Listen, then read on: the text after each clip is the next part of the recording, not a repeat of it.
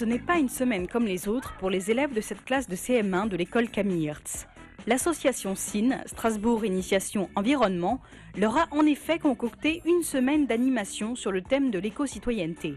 Alors c'est un projet que nous avons développé avec d'autres associations, sachant que SIN est aussi un réseau d'associations d'éducation à l'environnement sur Strasbourg.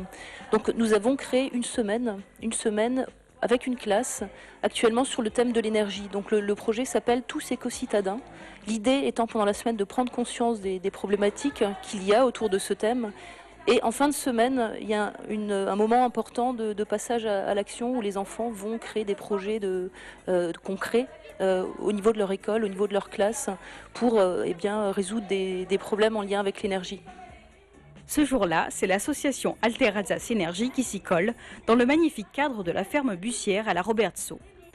À travers un jeu d'enquête où les indices cachés sont liés aux différentes installations économes en énergie de la ferme, les élèves découvrent comment on se sert des énergies renouvelables et comment fonctionne chaque installation.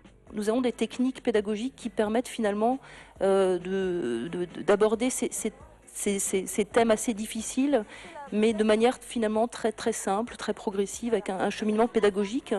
Et j'aurais envie de dire que les enfants aujourd'hui sont très sensibilisés déjà à l'environnement, peut-être même plus que leurs parents.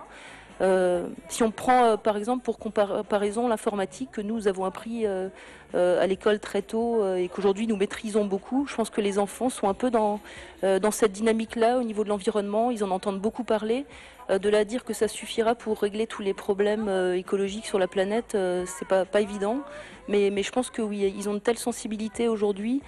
Chaque année, on leur répète certaines choses. Ils grandissent avec ça. Je pense que ça va porter ses fruits, oui.